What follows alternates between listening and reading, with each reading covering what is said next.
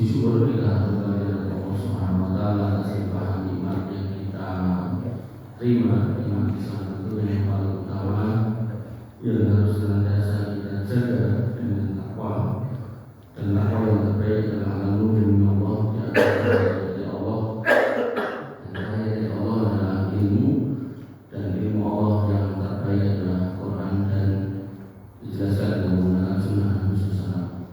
Apabila Allah Subhanahu wa taala pada malam hari ini kita akan menyampaikan materi tentang soal husna. Yang pertama yaitu Allah, kata Allah atau nama Allah yang disebut dengan Allah. Apabila Allah Subhanahu wa taala, bab yang pertama yaitu tentang ayat-ayat yang menyebutkan tentang nama Allah, yaitu Allah. Yang pertama yaitu Quran surat Al-Has. Ada ayat banyak, cuman saya ambil mungkin sekitar 5 ayat atau 8 ayat. Yang pertama ayatnya yaitu Quran surat Al-Has ayat 62. Allah berfirman tentang dirinya, "Dzalika bi anna Allaha huwal haq." Yang demikian itu karena sesungguhnya Allah itulah yang hak untuk disembah. Wa anna ma yad'una min dunihi wal batil. Adapun yang kamu seru, yang kamu sembah selain Dia itu batil.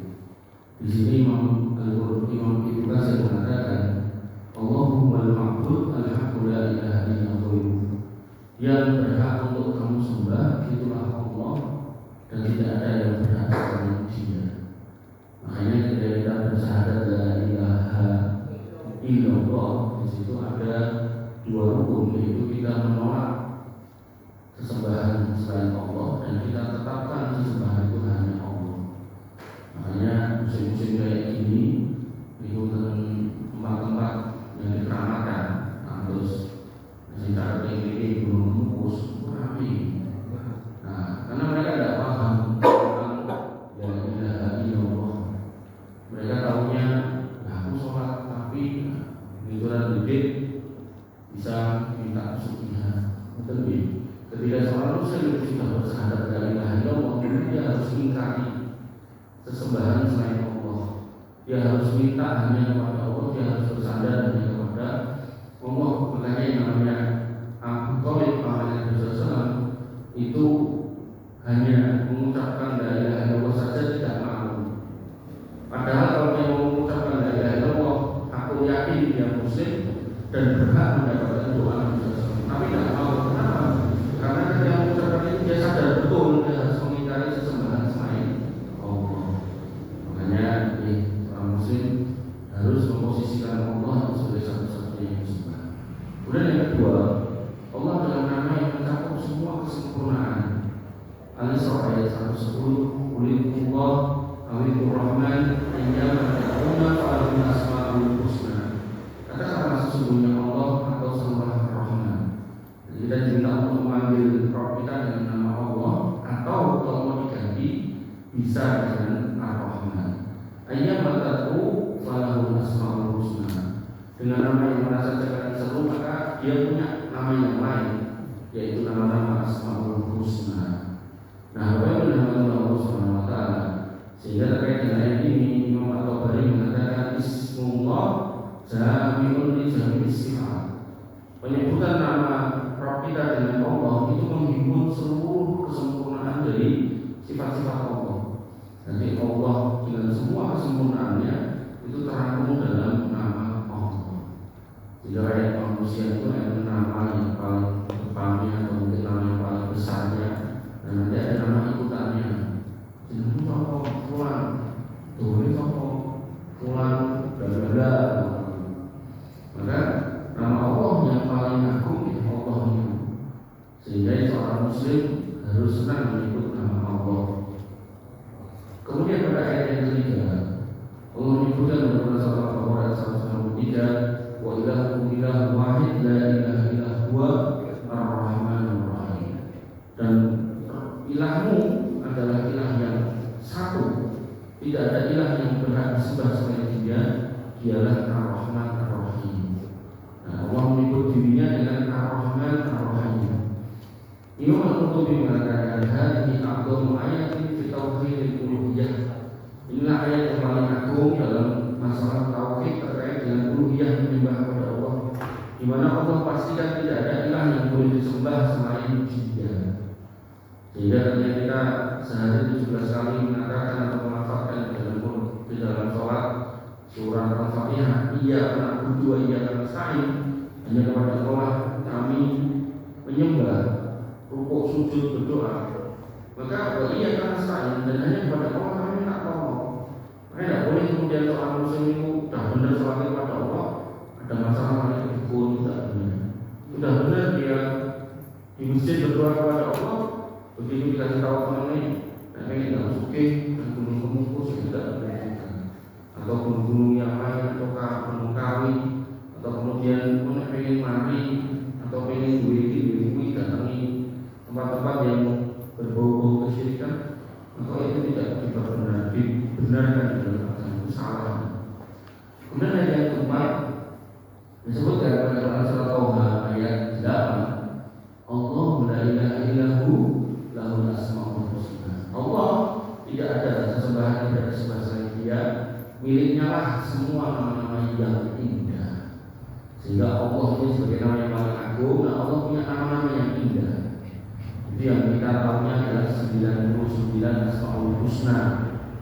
Nah, kemudian pada kalimat berikutnya di dalam hadis itu, faman ahsaha dakhala jannah, siapa yang ahsa maka dia masuk surga. Ahsa itu hafal, tahu, mengimani, mengamalkan, menjadikan itu pegangan dalam hidup, maka dia akan masuk surga. Apa itu dalam Allah Subhanahu Wa Taala? Sehingga nanti ada ulama yang menulis kitab mengenai fikih asmaul husna agar tahu apa bedanya al-afu wal ghafur, apa bedanya ar-Rahman ar-Rahim, apa bedanya al-Ghafur sama al-Ghaffar, apa bedanya akbar sama adim. Sama-sama maknanya besar, tapi besar yang seperti apa akbar dan adim. Sama-sama namanya mengampuni atau memberikan ampunan, apa bedanya al-Ghaffar sama al-Ghafur. Sama-sama memberikan kasih sayang, apa bedanya ar-Rahman dan ar-Rahim. Makanya walaupun Allah, orang-orang yang mengenal benar asmaul husna ini, lalu tahu maknanya satu persatu dan mengimaninya serta menjadikan itu pegangan selama hidup, maka pasti masuk surga. Imam Al-Ghazali mengatakan wal mustahiqul ibadah wahdah, ialah Allah yang berhak disembah satu-satunya semata, tidak boleh ada yang lain. Makanya nanti dalam bab kesyirikan itu ada 9 tingkatan, 9 level. Level yang paling tipis itu sirkul mahabbah, sirik dalam kecintaan, itu yang paling susah. Karena ada orang yang kemudian mencintai orang lain lebih cintanya kepada Allah sampai rela mati. Contohnya mengatakan itu cinta ditolak orang bunuh diri. Ada yang ngomong kita ditolak bunuh pernikahan, itu juga sudah salah berbuat kesyirikan. Nomornya bunuh diri kata-kata. Nah, makanya dalam kelompok ayat yang kelima, Allah menegaskan bahwasanya Allah lah yang menciptakan kita semua. Ya ayyuhan nasu ubudu rabbakum alladzi khalaqakum wal ladzina min qablikum la'allakum tattaqun. Wahai manusia semuanya, sembahlah Rabb yang telah menciptakan kalian dan orang-orang sebelum kalian agar kalian bertakwa. Nah, ini menjadi landasan kalau Allah sendiri yang menyatakan semua makhluk itu ciptaannya. Imam Al-Ghazali menegaskan hada amrun bi tauhidillah fil ibadah. Ayat ini adalah menunjukkan Allah memerintahkan kita hanya menyembahnya saja, tidak boleh yang lain. Bahkan Allah menyatakan, jangankan kamu, orang sebelummu itu aku yang menciptakan. Walladzina min qablikum. Artinya kalau yang sebelum kita ini sinten mawon, kok kemudian tidak beribadah dengan benar, pasti hari ini dia dalam kondisi merugi. Mari bahasanya, bila orang-orang sebelum kita ada yang tidak beriman kepada Allah, sekarang sudah tidak ada, maka kondisinya bisa dipastikan rugi. Mulai dalam posisi kafir, musyrik, munafik, wah tambah susah untuk diangkat derajatnya. Artinya kalau orang yang bermaksiat kok masih punya nilai keimanan, punya ketauhidan, punya akidah, walaupun mungkin ahli maksiat itu masih ada potensi diselamatkan. Tapi kalau sudah kafir, musyrik, munafik, wah itu susah. Kalau sudah meninggal, maka kalau yang kemarin sudah meninggal dan mereka dikatakan oleh Nabi SAW Lantas sobu amat fa innahu wa tahwila maqatahu, jangan kamu mencaci mayit orang yang sudah mati yang mereka sudah mendapati apa yang sudah mereka kabur karena dulu waktu hidup. Maka mereka sekarang sudah menemui itu. Kalau dia kafir ya hari-hari dia melihat neraka, kalau dia mukmin ya hari-hari dia melihat surga. Maka bisa dipastikan kita hari ini akan mengalami nasib seperti mereka, yaitu satu mati. Kemudian yang kedua, kalau kita tidak beriman, alhamdulillah, ya kita jadi rugi. Tapi kalau kita kemudian hari ini memilih jalan iman dan istiqomah dan meninggal di atas jalan ini, barulah di situ posisi kita menjadi orang yang beruntung. Dan Allah tekankan, kamu mati, kita mati, nanti datang yang baru itu pun juga masih Allah melalui ciptaanku. Engkau dari mereka semua yang mati terkomunikasikan, ya aku tetap ada, kalian semua datang dari berganti. Makanya Allah Subhanahu Wa Taala, seorang muslim tidak boleh lupa akan kondisi ini, sehingga nanti dia seolah-olah kayak tidak hitung sama Allah, tidak boleh. Dia harus benar-benar bersandar semuanya kepada Allah sampai Allah pastikan itu ya ayyuhan nas antumul fuqara. Jadi di sini Allah sebutkan wahai manusia semuanya kamu itu aku yang ciptakan, sembahlah aku. Maka dalam ayat yang lain dalam Al-Quran Fakir Allah sebutkan antumul fuqara, manusia semua kamu ini orang fakir. Yang mau gak mau kamu harus akui kalau kamu itu butuh aku.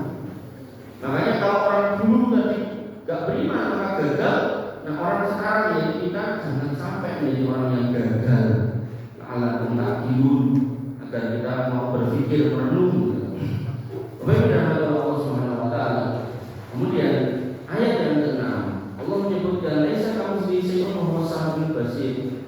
Walaupun engkau tidak melihat Allah seperti apa rupanya, bentuknya, dan nanti lihatnya kalau sudah di surga nanti, maka ayat ini mengonfirmasi bahwasanya laisa kamu sendiri aku tuh tidak sama dengan siapapun. Makanya ada orang yang mempersonifikasikan Allah dengan mengatakan Allah menjelma jadi seorang manusia bernama Isa yang kemudian dilahirkan oleh ibunya yang bernama Maryam. Itu Allah menolak itu semua. Tidak.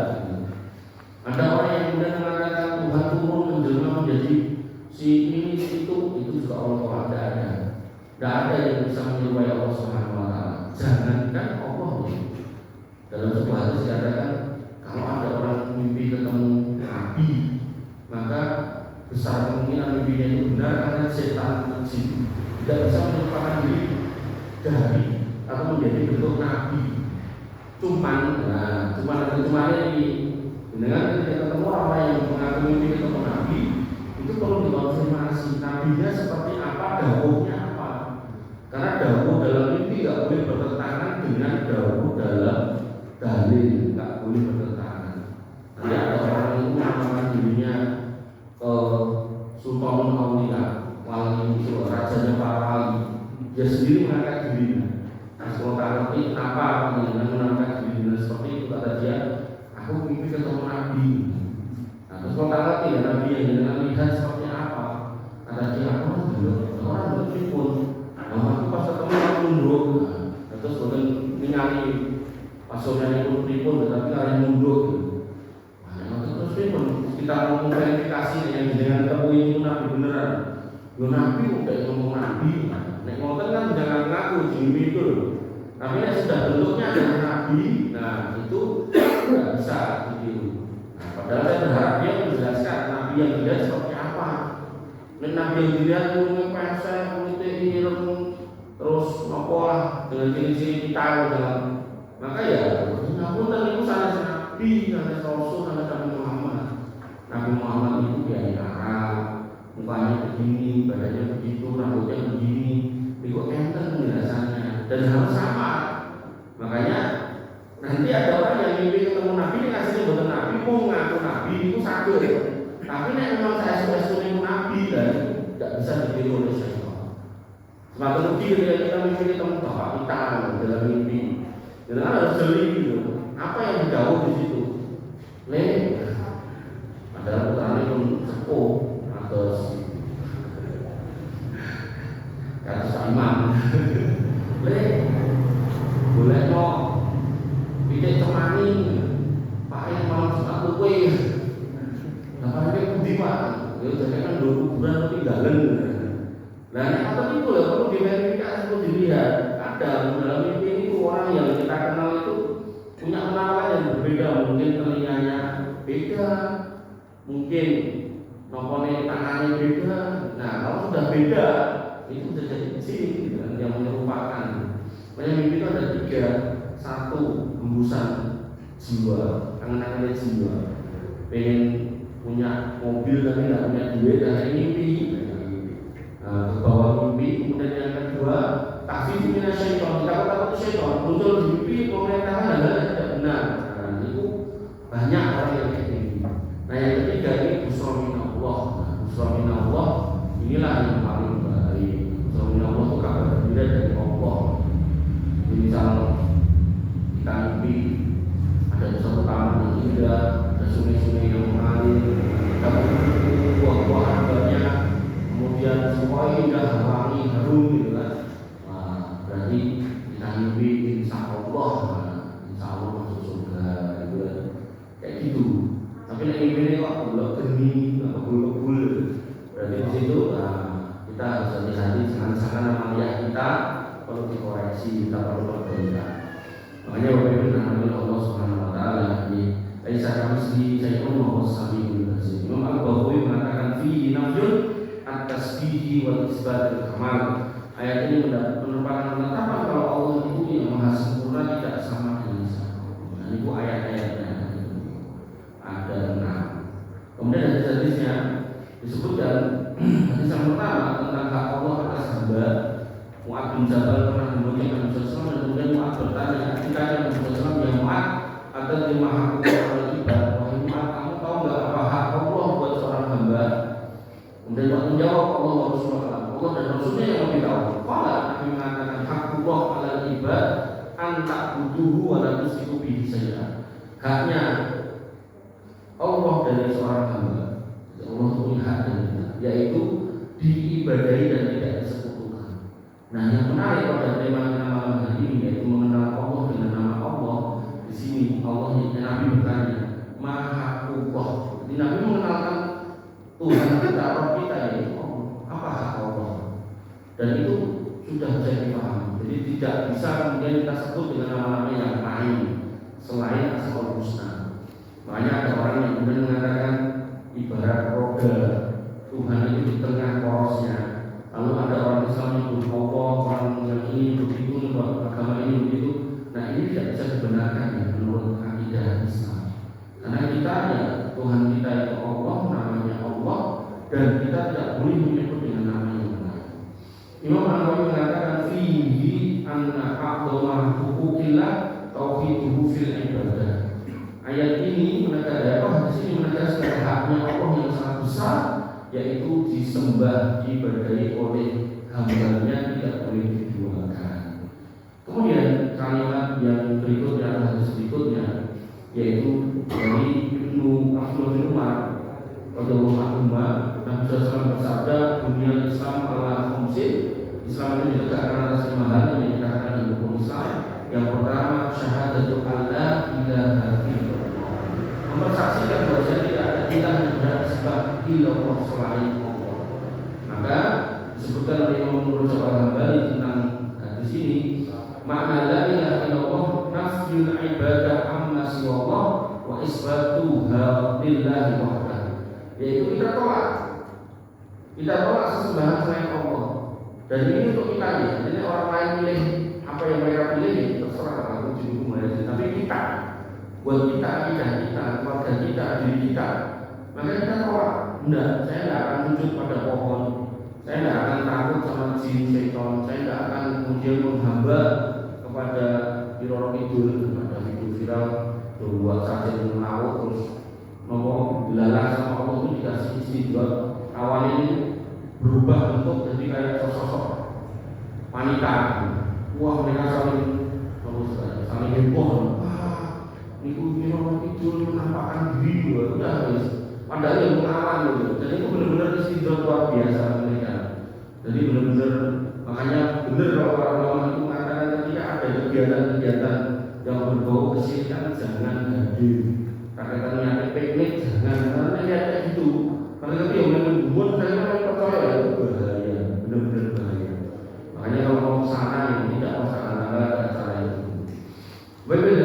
Subhanahu wa taala. Kemudian yang ketiga, doa yang paling utama itu yang mengandung nama Allah Subhanahu wa taala. Nabi SAW bersabda, "Afdhalul dzikri la ilaha illallah." Bahasanya dzikir yang terbaik itu la ilaha illallah. Sampai Musa alaihissalam itu pernah mengatakan, "Ya Rabbi alimni syai'an adzuka." Ya Allah, ajarkan aku satu kalimat, satu doa, satu dzikir yang kalau aku ucapkan itu aku bisa mengingat Engkau. Tapi Musa mintanya yang tidak pernah dipakai oleh makhluk manapun, manusia manapun. Kata Allah, "Ya Musa, qul la ilaha illallah." Ya Musa, ucapkan la ilaha illallah. Musa protes, Musa minta yang lain bukan itu. Nah, kata Allah Subhanahu wa taala dalam hadis qudsi, "Hei Musa, kalau sekiranya langit dan semua penghuninya selain aku," ini menjadi dalil Allah di atas sana. Kemudian bumi dan semua penghuninya ditimbang di satu daun timbangan ada dua, taruh sini, lalu la ilaha illallah taruh di sebelah sini, maka itu sudah cukup untuk mengimbangi orang Musa. Sehingga zikir yang terbaik itu la ilaha illallah, dan jenengan bisa melakukan dimanapun kapanpun selama tidak ada tempat-tempat yang dilarang. Artinya misal sambil santai di depan rumah, teh ngopi, atau kemudian sambil namun selai nyepeda bisa, sambil jalan kaki bisa. Nah, dan ini bisa dilakukan anytime, kapan aja. Tapi pada Allah, belum lagi nanti dalam hadis tentang hisab dan mizan. Di situ ada orang yang kemudian dikatakan dosanya 99 bulan, penuh dengan catatan dosa full, dan dia ditanya, adakah yang belum dilakukan? Kata orang itu tidak ada, semua tercatat. Adakah yang belum tertulis? Tidak ada. Adakah yang diunjul-unjul sama tidak ada? Semua komplit.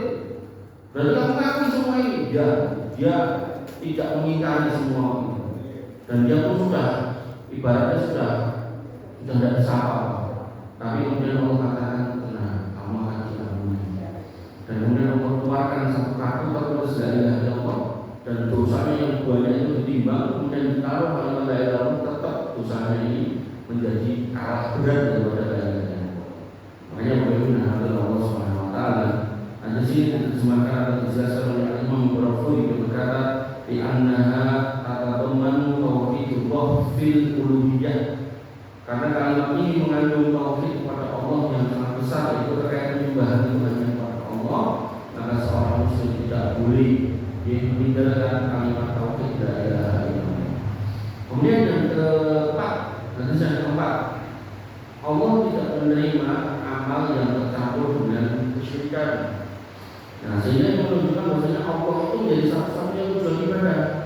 Disebutkan dari Abu Hurairah bahwasanya Rasulullah bersabda, Allah Ta'ala berfirman, "Ana aghna syuraka'i an syirki man 'amila amalan asyraka fihi ma'i ghairi taraktuhu wa syirkahu." Allah berfirman, "Aku paling tidak butuh dengan sekutu. Aku tidak butuh sama bantuan siapapun.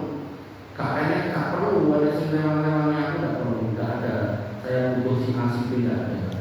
Dan kemudian bagi siapa yang melakukan satu amal, dia beramal itu menyekutukan aku, niatnya bukan untuk rumah, nanti aku tinggalkan dia dan yang menjadi sekutu yang dia maksud itu. Nah, itu menjadi kondisi yang harus kita pahami. Kalau ternyata dalam beribadah yang kita tuju ya cuma Allah, dan Allah tidak mau diduakan. Makanya Imam Nawawi mengatakan, "Fihi anallaha la yaqbalu illa al-amal al-khalis lahu." Nah, di sini menjadi dalil ketetapan bahwasanya tidak akan diterima amal kecuali lillahi ta'ala. Sehingga faedahnya nama Allah menuntut kemurnian.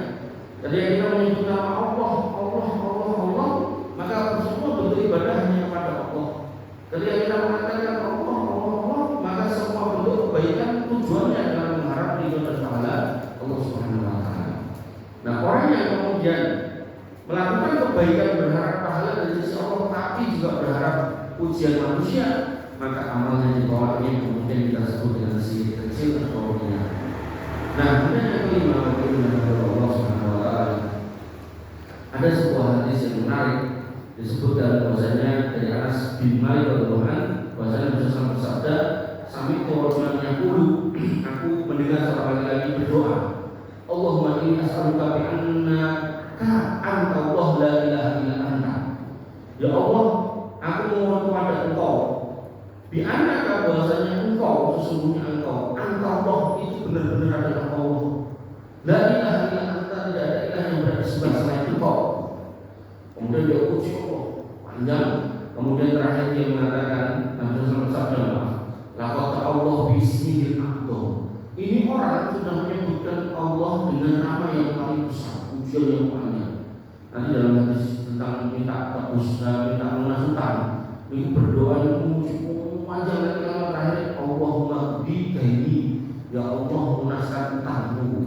Dan Nabi mengatakan orang yang memuji Allah panjang seperti itu, kemudian terakhir diucapkan permintaannya, maka pasti dikabulkan. Nah, ini menjadi dalil menurut masyarakat Al-Asqalani, an asma Allah a'lamu asma wa asma'uha. Bahwasanya manusia itu berdoa, maka yang terucap yang diminta yang hanya kepada Allah, dan itu menjadi nama yang paling besar, dan itu mengumpulkan semua kesempurnaan dan kemuliaan Allah Subhanahu wa taala. Bagaimana Allah Subhanahu wa taala? Kita masuk ke bab yang ketiga, yaitu tentang perkataan para ulama tentang kata Allah Subhanahu wa taala. Juga yang Maksudnya mengatakan Ismullah wa asma'ul asma' bisifatil kamal. Bahwasanya nama Allah itu nama yang paling sempurna dan itu mengumpulkan semua bentuk kesempurnaan. Sehingga nama Allah mencakup seluruh nama dan sifatnya. Nama lainnya seperti Ar-Rahman, Al-Alim, Al-Qadir, semuanya kembali kepada kata Allah Subhanahu wa taala. Makanya tidak boleh ada orang punya nama itu Asmaul Husna berdiri sendiri. Misalnya nama saya Rahman, Rahman. Tidak boleh, harus ditambahin Abdurrahman. Kayak Menteri Muhyiddin itu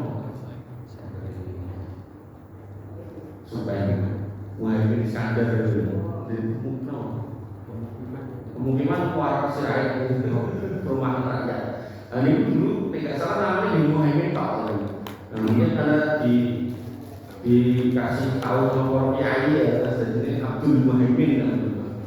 Nah, makanya kamu punya nama dengan punya nama Abdurrahman, jangan dipanggil Rahman, panggil Abdurrahman atau Abdul, masih aman. Namanya siapa? Rosak. Dalam rosak kita itu yang mengambilkan rezeki itu. Memang kan yang memberikan rezeki gitu, boleh. Kemudian dari Allah Subhanahu wa taala. Kemudian perkataan yang kedua diucapkan oleh Imam Al-Khattabi, dia mengatakan Allahu wal ma'budu al-ma'bud alladzi ta'allahul qulub mahabbatan wa ta'ziman. Allah itu makhluk yang diibadahi, yaitu zat yang hati-hati semua itu harus tunduk kepadanya dan mencintainya dengan penuh pengagungan. Sehingga ibadah kepada Allah bukan sekedar ritual, tapi selalu menghambakan total hati, lisan dan semua anggota perbuatan. Itulah hakikat dari ibadah iman. Kemudian perkataan yang ketiga, perkataan Imam Ibnu Taimiyah yang mengatakan makna la ilaha illallah alla yu'bada illallah. Makna la ilaha illallah adalah tidak ada yang boleh diibadahi kecuali Allah. Nah, menetapkan hanya Allah yang diibadahi inilah yang kemudian menjadi inti dari menyebut nama Allah. Sehingga mengakui Allah sebagai pencipta saja belum cukup, namun Allah juga harus menjadi satu-satunya yang diibadahi. Makanya orang musyrik itu ditanya, man khalaqas samawati wal ardh, yaquluna Allah, siapa yang menciptakan langit dan bumi? Mereka mengatakan Allah. Tapi kalau kemudian suruh beribadahnya kepada Allah, berdoanya kepada Allah, minta Allah, tidak mau mereka. Mereka harus lewat patung-patung. Ketika ditanya kenapa Allah mereka, kenapa kamu sembah itu, mereka mengatakan mana buduna illa miqoriduna illa Allah buduna. Kami tidak menyembah patung itu, kami cuma dengan perantara dia coba. Makanya dengan lihat orang yang membuat kesyirikan itu, bahwa kepala kami, kepala ku, di bawah laut, di bawah gunung, tapi pas buang itu, ucap la ilaha illallah, ada yang sholawat berada. Allahumma sholli ala Muhammad. Tidak boleh. Kenapa dia melakukan itu? Nanti keyakinannya tidak dihidupkan. Nanti sing nunggu gunung, sing nunggu laut, nah itu naik muka, muncul bencana ini, bencana itu. Nanti ada orang ke sana, nanti diambil sebagai tumbal segala macam. Ini sudah melenceng, menyimpang jauh dari keimanan yang benar. Makanya walaupun Allah Subhanahu wa taala berikutnya dalam Ibnu Katsir mengatakan bahwasanya